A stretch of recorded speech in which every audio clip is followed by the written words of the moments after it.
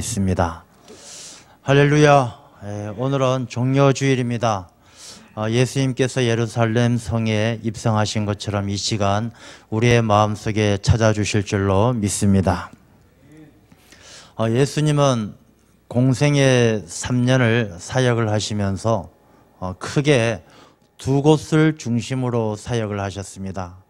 첫 번째는 갈릴리 지역입니다. 갈릴리 지역, 갈릴리 주변의 데가볼리 지역을 중심으로 해서 예수님께서 하나님 나라를 선포하시고 또 복음을 가르치시고 병든 자들을 고쳐주시는 그런 사역을 하셨습니다.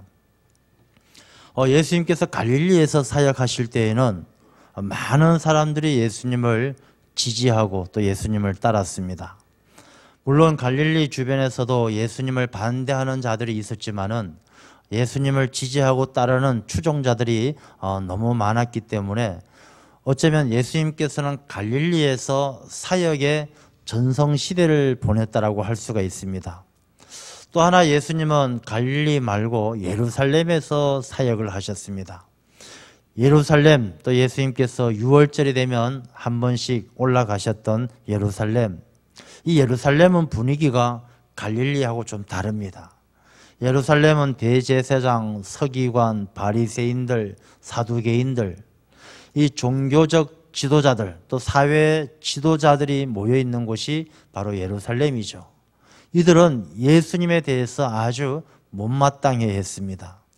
예수님을 시기하고 예수님을 책잡기 위해서, 예수님을 시험에 빠뜨리기 위해서 많은 그런 책동을 준비했던 그런 인물들이 예루살렘에 있었습니다. 그래서 예수님은 예루살렘에 올라가는 것이 쉽지 않고 어려운 일이었습니다. 그런데 오늘 본문의 말씀을 보게 되면 이전의 모습과 다르게 예수님께서 예루살렘 성에 들어가시는 게 굉장히 요란하고 아주 시끌벅적합니다. 오늘 본문의 말씀을 보게 되면 예수님께서 이 예루살렘 성에 들어갈 때 새끼 나귀를 타고 예루살렘 성민들은 나와서 그 앞에다 겉옷을 깔고 종려나무 가지를 흔들면서 호산나 호산나 이렇게 시끌벅적하게 예수님께서 예루살렘 성에 들어가시게 됩니다. 예수님께서 이때까지는 예루살렘에 가실 때 그냥 조용히 다녀오셨는데 이날 마지막으로 예루살렘 성에 입성하시는 이날은 왜 이렇게 시끄럽게 또 요란스럽게 입성을 하게 되었습니까? 예수님께서 이 예루살렘 성에 가실 때에는 예루살렘 성에 가셔서 예수님께서 어떤 일을 당하실지 모르고 가신 것이 아닙니다. 이 예루살렘 성에 입성하기 전에 제자들을 모아놓고 하신 말씀이 누가복음 18장 31절부터 나오는 말씀을 보게 되면 예수님께서 예루살렘으로 가시기 전에 제자들에게 이렇게 말씀을 하십니다. 보라, 우리가 예루살렘으로 올라가노니 선지자들로 기록된 모든 것이 인자에게 응하리라. 인자가 이방인들에게 넘기워져 희롱을 받고 능욕을 받고 침뱉음을 받겠으며 저희는 채찍질하고 죽일 것이니 저는 3일 만에 살아나리라. 예수님께서 예루살렘 성에 올라가실 때는 예루살렘 성에 가면 자기 자신이 얼마나 희롱당하고 능욕당하고 침뱉음을 당하고 채찍질 당하고 자기 자신이 죽을 것이라는 것을 잘 알고 올라가는 것입니다. 근데 잘 알고 올라가는데 왜 예수님은 죽을 줄 알고 그 자리에 가시느냐? 선지자들이 기록된 모든 것을 응하게 하시기 위해서 올라가신다, 이렇게 말씀하십니다. 이 말씀은 선지자들로 기록되어졌다는 것은 하나님께서 이미 오래전에 계획하신 일이다라는 것입니다. 하나님께서 독생자 예수 그리스도를 이 땅에 보내시고 예루살렘 성에 입성하셔서 매맞고 능욕당하고 십자가에 위해서 죽으심으로 부활하심으로 우리 인류의 죄를 사하시고 구원의 길을 열어주시기 위해 하나님께서 이미 오래전에 계획하셨기 때문에 선지자들을 통해서 이미 그 일을 잘 기록해서 준비하고 계셨다는 것입니다.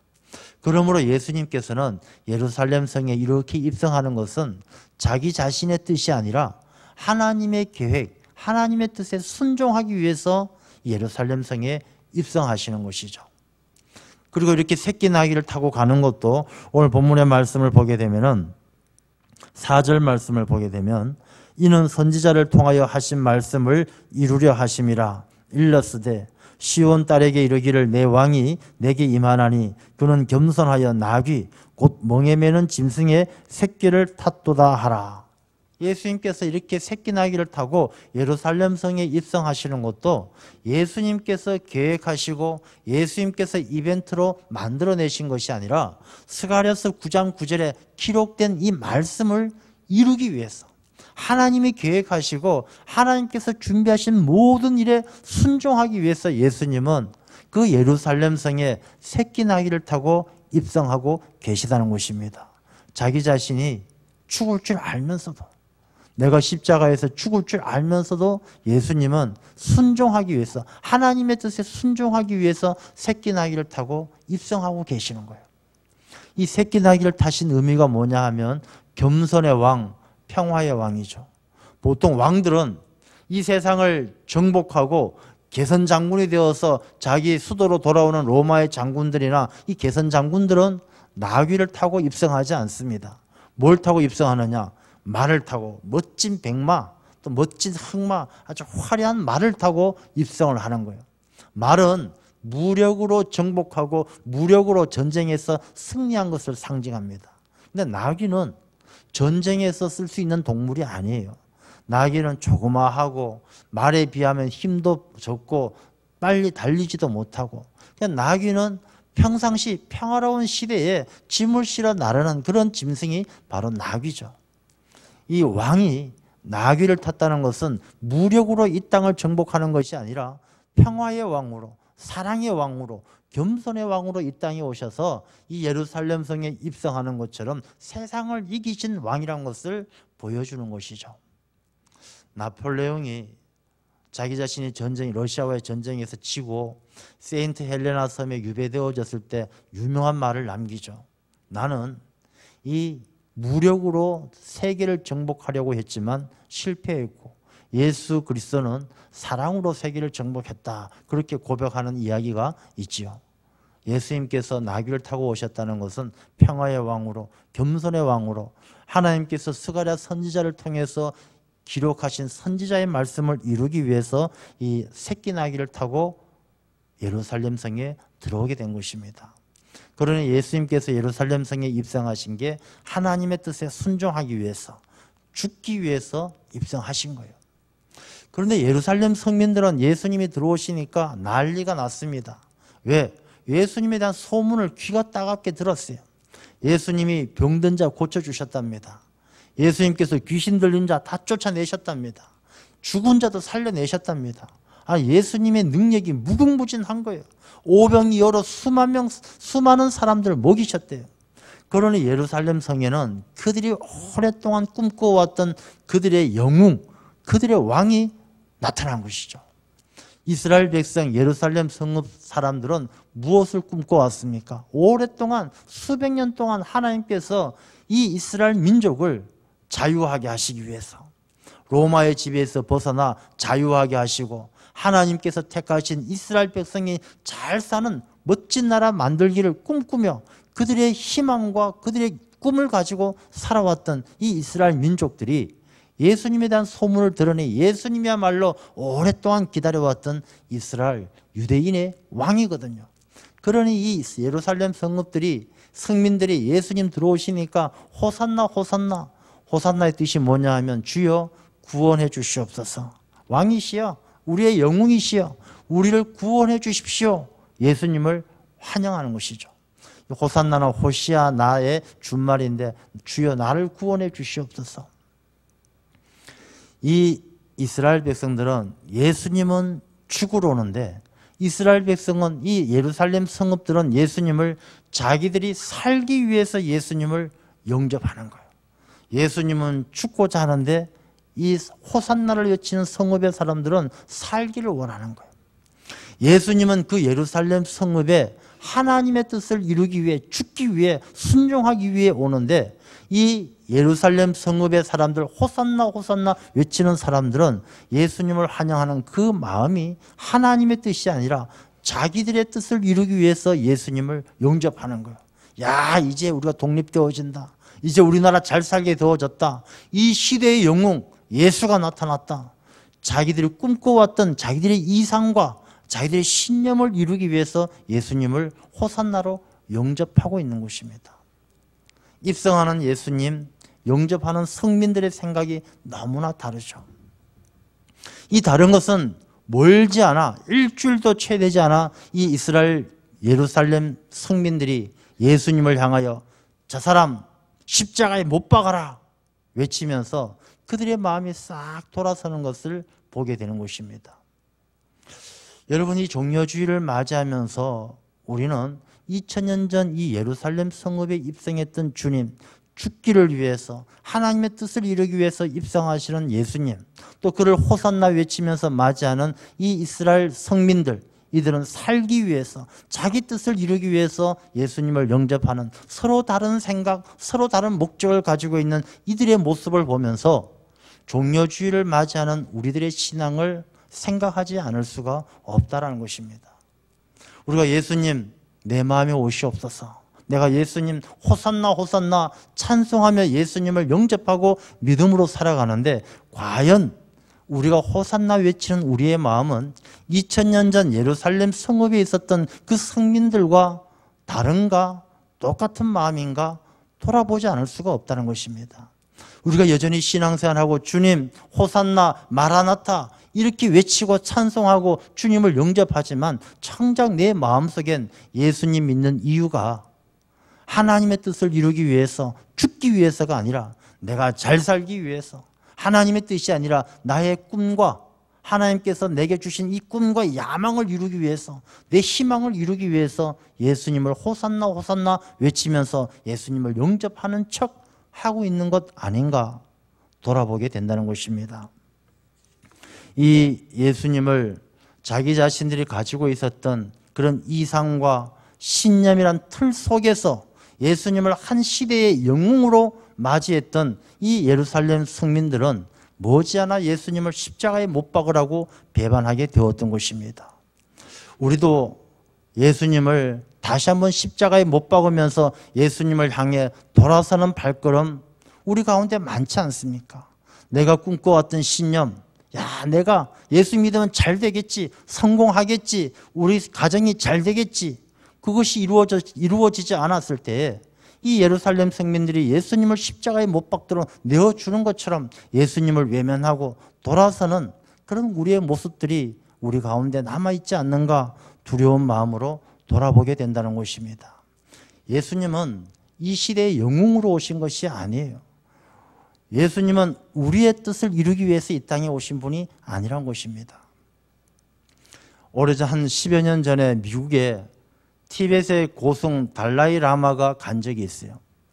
이 달라이 라마가 미국에 가게 되어졌을 때 미국에서는 CNN 방송하고 아주 대대적으로 환영을 했어요. 야, 이 시대에 위대한 성자가 왔다. 그래서 많은 이 미국인들과 서구의 사람들은 이 달라이 라마에 빠져가지고 달라이 라마를 영웅처럼 여겼습니다. 달라이 라마 그 성녀가 이 CNN 방송 미국에 갔을 때 처음 연설했던 첫 내용이 무엇이었냐면 이런 내용을 이야기했습니다. 여러분, 이 세상에 창조주는 없습니다. 이 기독교 사회를 향해서 이 승려가 이야기했던 것은 이 세상에 창조주는 없습니다. 창조자도 파괴자도 여러분의 마음이 있을 뿐입니다. 여러분의 마음속에 창조가 일어나면 창조자가 되는 것이고 파괴가 일어나면 파괴자가 되는 것이고 여러분의 마음이 여러분의 신입니다. 이 미국과 서구의 사람들은 그 말에 막 열광하는 거예요. 야, 정말 그렇구나. 과학과 물질 문명에 지쳐버린 그들은 자기 자신들이 꿈꾸는 신념과 이상을 이야기해주는 달라이 라마가 그들에겐 예수님이었고 하느님처럼 여겨졌던 것입니다. 이 시대에 호산나 호산나 외치는 많은 사람들이 자기 자신의 신념과 자기가 꿈꾸는 이상만 이루어준다라면 그것이 예수님이든 달라이 라마든 누구든 호산나를 외치면서 살아가는 것이 이 시대에 왜곡되어진 신앙을 가지고 있는 많은 기독교인들의 모습이다라는 것입니다. 우리가 예수님을 어떻게 생각하고 있습니까? 오늘 10절 말씀을 보게 되면 예수께서 예루살렘에 들어가시니 온 성이 소동하여 이르되 이는 누구냐 하거늘. 정말 예수님은 우리에게 누구입니까? 바울이 되기 전에, 우리가 바울이라고 이야기하겠습니다. 바울이 다메섹 도상에서 예수님을 만나기 전에 사울은 어떤 사람이었습니까? 우리가 생각하기엔 참 나쁜 사람이죠. 예수 믿는 사람 잡아 죽이고 스데반 죽이고 나쁜 사람이에요. 근데 예수님을 만나고 나서 사람이 달라졌다 이렇게 생각합니다. 정말 그렇습니까? 성경 말씀을 통해서 보게 되면 이 바울은 예수님 만나기 전엔 최고의 사람이었어요. 바울 예수님 만나기 전에 하나님 잘 믿었어요. 예수 믿는 사람 왜 핍박했겠습니까? 하나님의 이름을 망령되이 일컫고 하나님의 뜻에 합당하지 않다고 생각해서 하나님을 잘 믿었기 때문에 예수 믿는 사람 죽였어요. 바울 가말리엘 문화생에서 잘 배웠어요. 공의의 의원으로 사회적으로 인정받았어요. 바울은 흠잡을 데가 없는 아주 훌륭한 사람이었어요.